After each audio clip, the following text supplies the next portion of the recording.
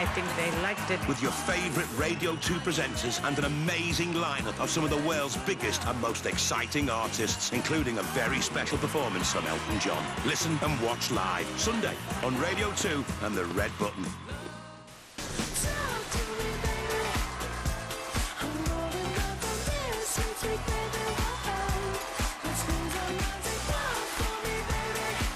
The world's greatest half marathon, featuring double Olympic champion Mo Farah.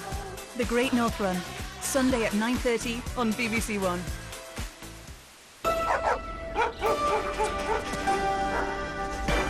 With a new look and a new presenting team, it's the return of Crime Watch tonight at 9 on BBC One. But right now, the start of a very special week for The One Show.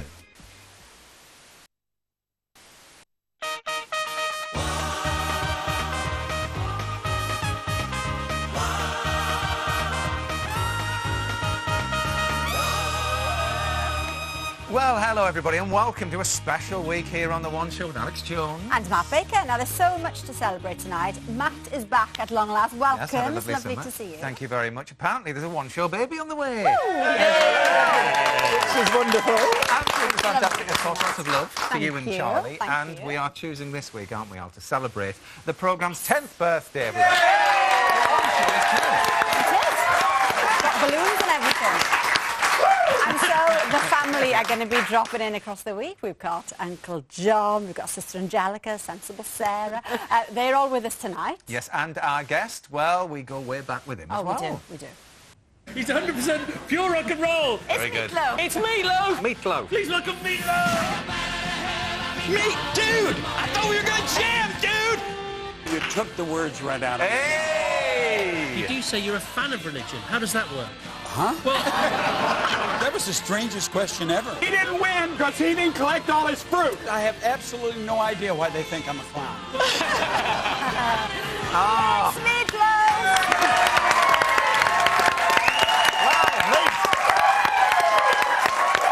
Mate, you've been on The One Show more times than we have. Goodness me. What has been I've your been on favourite here moment? before. I was going to ask you for a bit I just thought it was the first time. Well, listen, welcome. I mean, what I just saw was like, that guy's crazy. Well, hopefully this will be the most memorable time yet. What? It's going to be a great night. The night is young. It is, it is. Yeah. Now, 10 years ago tonight, The One Show was live from a studio in Birmingham, and Adrian Charles will sit in there. Yes, and Nadia Sawala. We're sitting where you are. That was before the days of the lime green sofa, would you believe?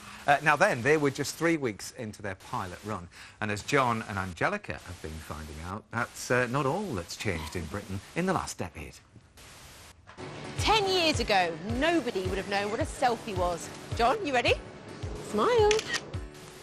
Or words like Brexit, Facebook, Skyping. totes, Netflix, Beliebers, Bake Off, Instagram, glamping. Troll. People didn't start a sentence with so. So, like, our language has evolved like never before. Hey, bobbers! So much has changed. The way we shop. The way we date.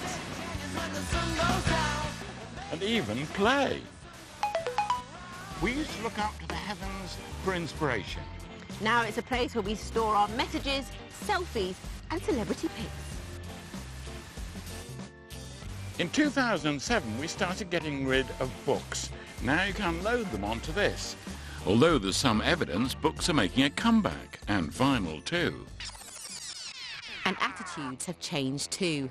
Same-sex relationships were becoming mainstream. Now we're getting used to transgender. 10 years ago, all our national leaders were men. Now we have a woman Prime Minister and women leading the governments in Northern Ireland and Scotland. And after America's first black president, will a woman be next? 9 years ago, smoking was banned in pubs, and no one had heard of e-cigarettes. Or Hashtag twerking, epic fail. FaceTime bucket list. 10 years ago, we were still searching for a male Wimbledon champion. The waiting is over. And the stars from the London Olympics were yet to shine. Here he comes, Wiggins! Farah for Great Britain! It's gold! you know what? Some things haven't changed. A decade ago, we appointed a new England football manager, and we were waiting for a brand new James Bond. And the One Show is still on BBC One. Come on, we've got to go. I hope you haven't tempted fate there. Still on so far. You wouldn't believe it, would you? You wouldn't think I that know. much could have changed. Yeah, or lots of developed great on Moved On. moments there. Meat, what do you think has been the best improvement since Well, 2006? the fact that I didn't have to drive to Birmingham to do the show. Good. All right, Sarah. Fair enough. Online banking, you can find out how overdrawn you are any time, day or night. Yeah. Which is a joy. Angelica? The fact that you can have a phone and capture moments immediately or make little videos. You know, Yeah, that's really nice, cute. isn't it? Yeah. And John? Well, I try to read French every now and then, and to be able to press the machine and up it comes in English. Yeah. Now that's magic. It's like Tomorrow's World. It's like watching Tomorrow's World, this, isn't it, in reverse? But anyway, what about you at home? Well, over the years, we have loved it when you've got yourselves involved. Every time we ask for something, Yeah. you are just Oh, you send them brilliant in. at getting back to us. Everything from where you store your plastic bags. Look, this was Alice Lockwood's idea, to how you like to spend your retirement. Here's 70-year-old Malcolm waving to us from 12,000 feet. So tell us how things have changed for you and your family since 2006. Send us a picture and we'll have a look at them between now and Friday. I think that probably all the pictures you're going to get, you'll see people all gain weight. Gain weight? Do you think? Yeah. Well, it'd be quite interesting to compare Now, and see, contrast. I'm different. You've gone the other way. I've gone the other Well, way. I was about to say how slim you were looking. Yeah. Yeah. Now, I'm almost thin. now, this is your fourth album that we're about to talk to you about since 2006. So let's have a listen then to your new Really? stuff. The fourth one? Yeah. Wow. Say a prayer to all the gods. Some are near and some are far. Say a prayer to all the gods to make us braver than we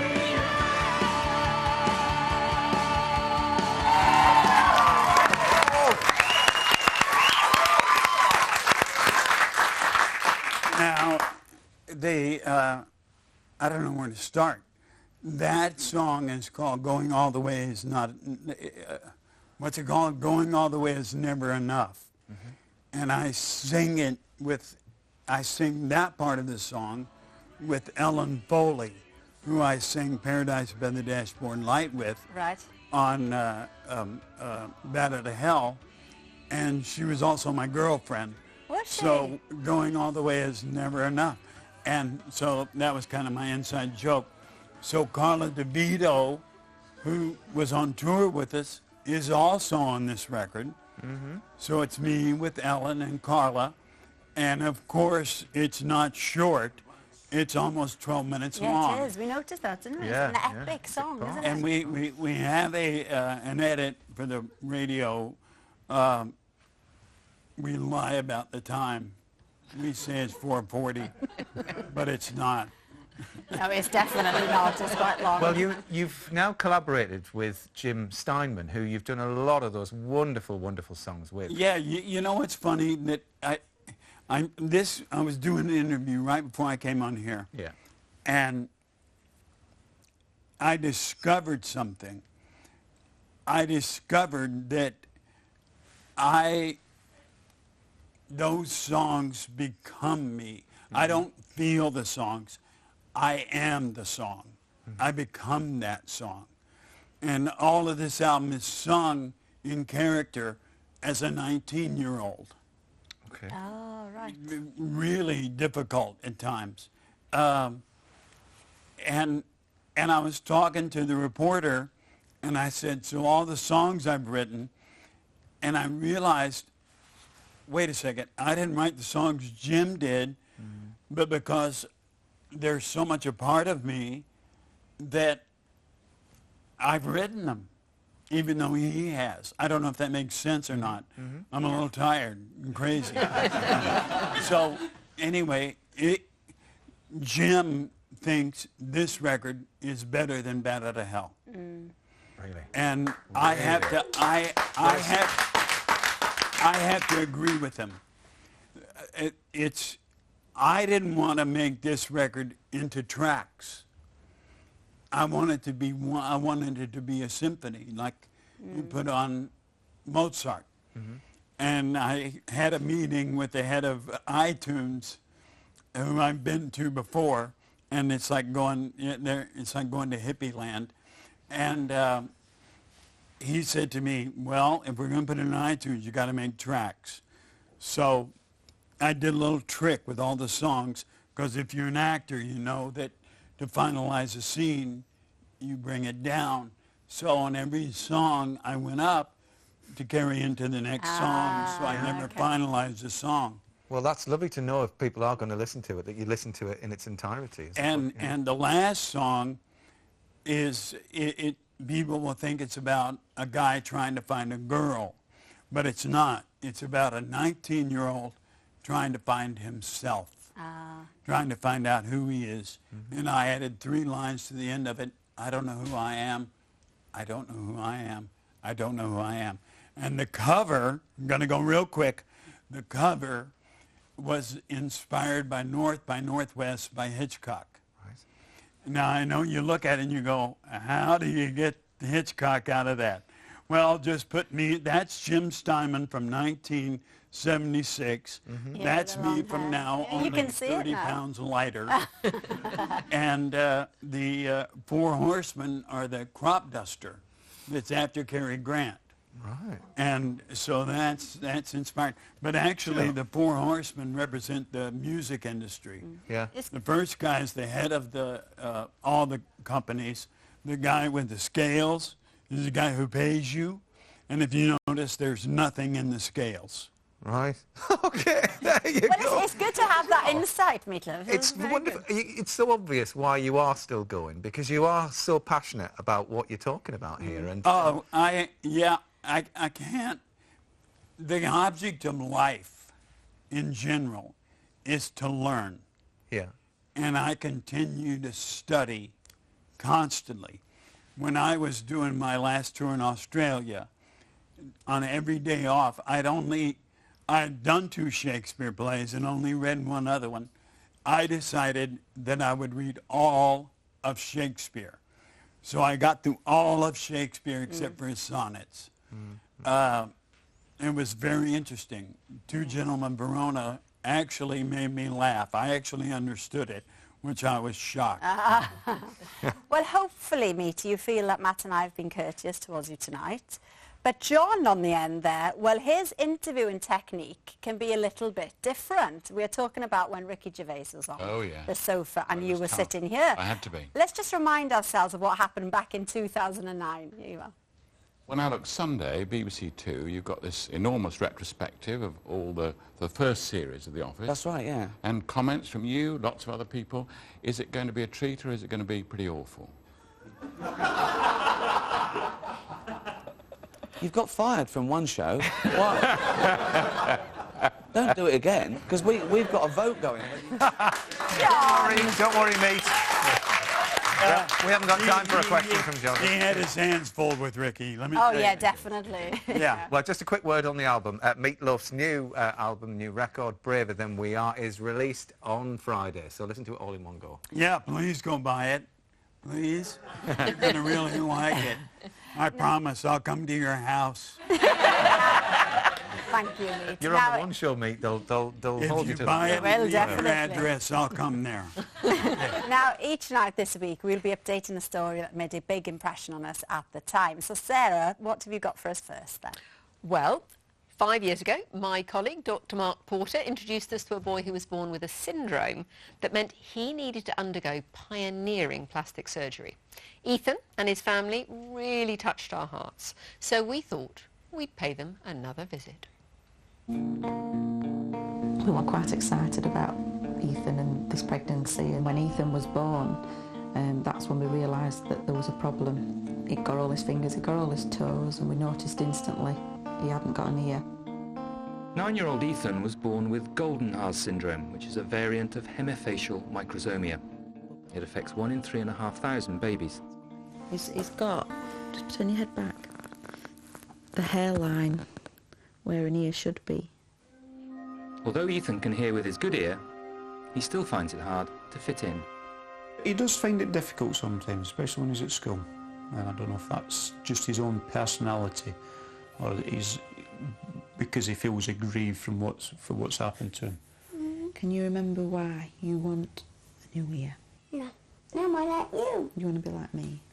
With ears. In 2 weeks' time, he's having pioneering plastic surgery to build a new ear using cartilage taken from his ribs. Hopefully it'll improve his confidence and things like that, if he'll feel like he fits in a bit more. It's the day of the operation, and it's an anxious wait for the family. Okay, Cherub? Scared and nervous. I'm frightened for him because he's just a little boy at the end of the day. Just seeing your child have an operation is not going to be very nice at all. I can't wait until it's done. But I'm not looking forward to it.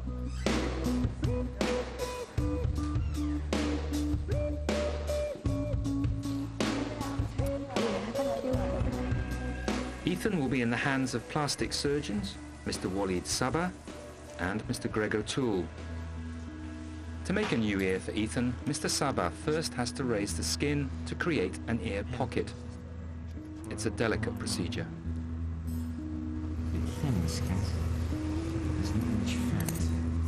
Meanwhile, Mr. O'Toole makes the first incision to take out Ethan's rib. It will be used to make the new ear. He's operating within millimetres of Ethan's lung.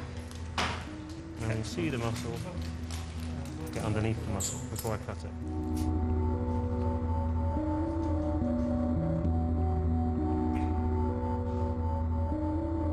It's now time for the surgeons to carve the rib cartilage into the shape of an ear.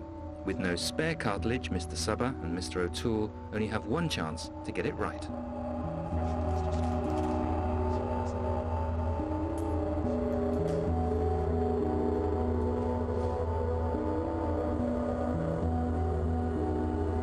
It's 5 hours in, and Ethan's new ear is almost finished. But the thin layer of skin may not survive being stretched over the framework. The cartilage ear has been inserted, everything has been stitched in, and now we're just going to put the suction on. So can you release the suction round, please, gently? And you can see. Good. It's 6 years later, and we're catching up with 14-year-old Ethan and his family to see how life has changed. I was amazed by it. People didn't stare, point, and ask me silly questions. I was astonished at what it looked like. Ethan's older brother Lee and his sister Harley have seen him blossom. As soon as he had his operation, everything changed. Become this great big outgoing kid. He's like a new little star now. I love my brother very much, and I'm very proud of him. Since having his plastic surgery, Ethan has also had a hearing aid fitted. I've been trying things that I wasn't able to do before, like playing guitar with my guitar teacher. After what Ethan's been through, he's now helping other children that's got golden hair. They look up to me as a role model, because I can tell them what it's going to be like and know that I've been through it, that they can go through it as well. It helps them a lot. He's one of the bravest kids I know. What he's had to go through and what he's going to have to go through later on in life. I'm really, really proud of my son.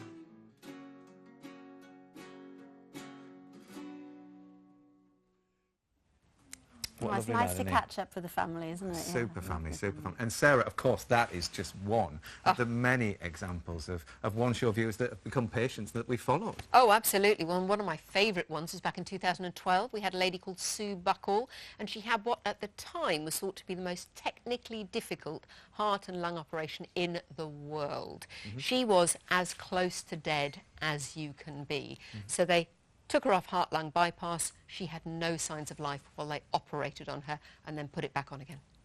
Just Yeah, it is, isn't it? We've seen some pioneering stuff, haven't we? But you've been on the show since 2007. I have. Really hard, but can you pick 3 sort of top things in the last 10 years that have inspired you as a GP? Yeah, well, I can't believe it's 10 years since we had HPV vaccine, which is now protecting young people against getting cervical cancer. Then just last year we had a new IVF test, which can almost double, in some cases, the likelihood of it being successful. And then my favourite one, we've done so many amazing things on the One Show on organ donation. Yeah. And December last year, you should be very proud, Alex, Wales introduced an opt-out system for organ donation. And do you know what? The number of lives that have been saved has increased by 24% in the last year. 24%? Yep. Goodness me. Okay, I have a question for you. Go on.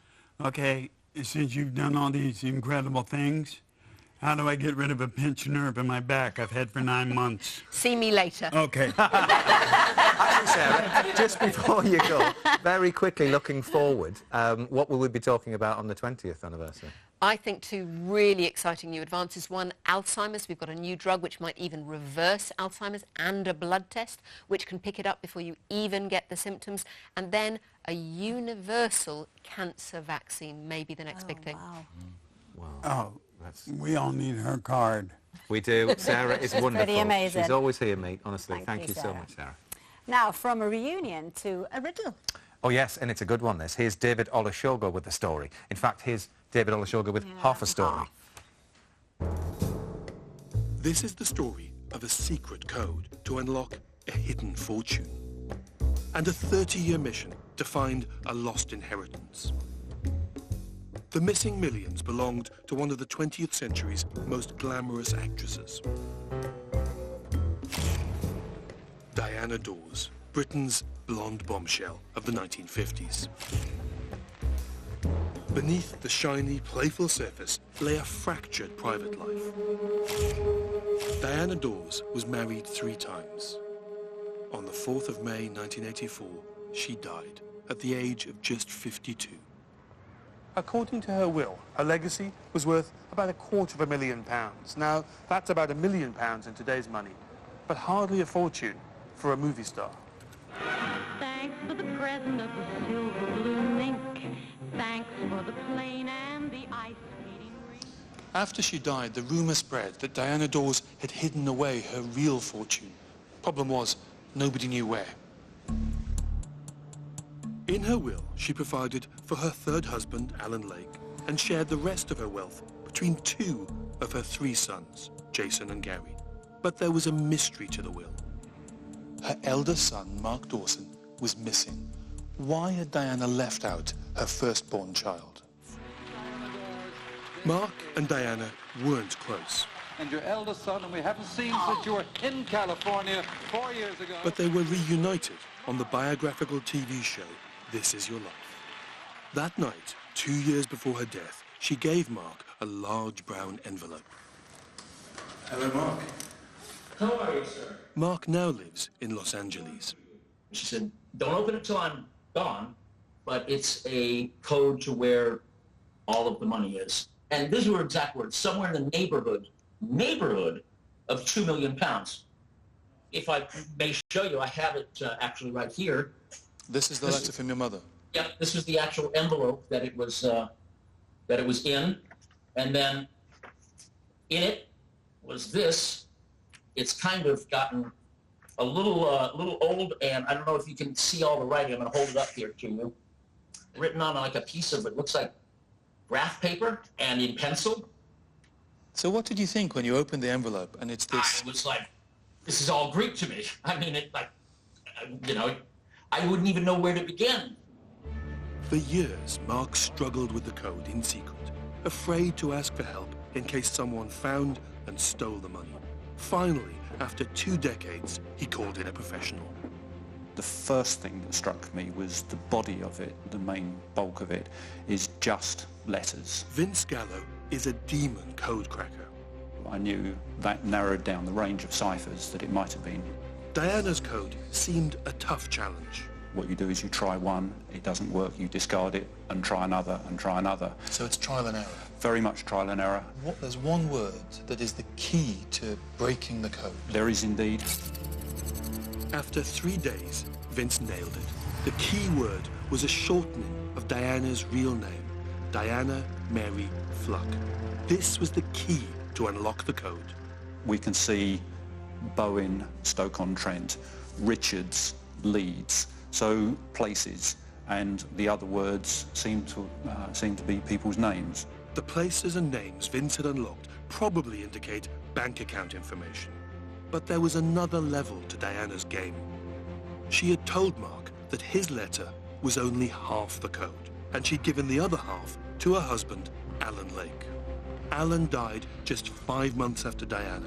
His side of the puzzle was never found. But Mark is still determined to find his mother's fortune. I mean, I get calls all the time, emails from people.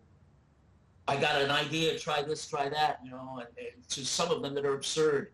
One of them was meet me at your mother's headstone at midnight on this date, and I can tell you exactly where everything is. I didn't go, needless to say. Diana's millions are still missing. Her elaborate game of hide-and-seek may mean that Mark will never find them. Now, this can't have been what she had in mind, and it seems that this last mischievous act is the last tragedy in the life of Diana Dawes. And if you would like to see the original code before and after it was solved, you can head to our website, where you can also find more information on wills as well. We'll move on to Angelica's now, as opposed to Will's. So, Angelica, special moments for you, of course. I mean, you've been on the One Show, haven't you, since 2006? Since 2006. I've been on it for 10 years, so it does feel like a real... How hard is it to choose a favourite moment? So hard, because I've made so many different sorts of films, so many strange things, and met some amazing people. I just love working on this show for the variety as well. But one story that does stand out is a film I made this year, which was really emotional. It was a goosebump moment for me. I went to County Down, and I met a lovely man called Roy Moorhead, who, as a young boy, he nearly drowned. He went on holiday with his brothers, and an amazing woman saved her. And you can see there, look, we managed to find this woman with research. Her name was Olive, and we reunited them. He had this urge that he wanted to meet this woman and say thank you, something that he'd wanted to do for all his life. Oh, that was a lovely film. We remember that well. Yeah. And I liked also when you gate crashed a wedding. We had Idris Elba here. It was funny. Oh, my goodness. Strange things. I was in a live OB in Adlington. Idris Elba was in the studio in London, and he's a bit of a DJ. We know he loves his music, and the bride and groom love him. So I walk in and say, hi, everybody, I'm here. I was heavily pregnant. I thought I was going to give birth there as well. Walk in, and then Idris plays their first song. It was amazing. I think we've got a bit of a clip of it there. Melody, you look absolutely gorgeous. First tune ever for Ben and Melody as a married couple. What have you got, my friend? Ben and Melody, I got a big tune to help you in the bedroom. Good luck. There you go. That was good, wasn't it? They were so shocked. Brilliant. So shocked. I had a good time that night. Fab. Yeah. And John, the last time we saw you was in Webley. We were doing bedstead racing. Yeah, we were. With you strapped to the bed. And it was tough on me. You enjoyed your Sat in the daughter. back. Man, it was intrepid. This is a man, ladies and gentlemen, who this month is having 50 years in broadcasting, and this is it. So, of that 50 years, John, how does your work on the One Show compare? No, it's been terrific fun, particularly the funny bits, because I spent most of my time being serious, Yes. Westminster and all the rest of it. Yes. But to be able to have this last bit of my career with a lot of fooling about has been absolutely wonderful. And he likes to fool about. I really we know. enjoyed John that. likes to fool about. I really enjoyed that because it's you're stuck. You can't if you're in a political story, you can't just stop. You can't say silly things. Well, you could try. I got news for you. No, because, You can't. because all the politicians are saying the silly things. Yeah. So you can't. We're just going to show you a quick shot of you in some red arrows. Oh, yeah. With the red arrows there, which was a lovely moment. This is me. This is Squadron Leader Sergeant. There you go. Yeah, that was brilliant. But you know what? It's been lovely to have the three of you join us to reminisce this evening. Brilliant.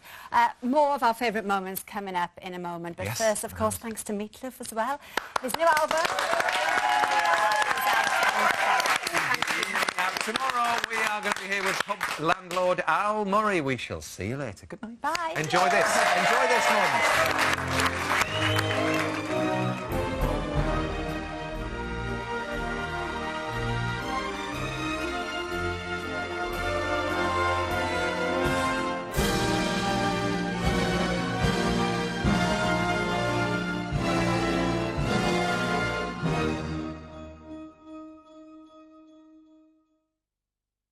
Inside Out is back, finding out what Brexit means for London. London is not the same anymore. Brexit has just brought so much uncertainty. Right now, would I buy? I'd rent. We could be our own independent city-state. It's a London thing. An Inside Out Brexit Britain special, next here on BBC One.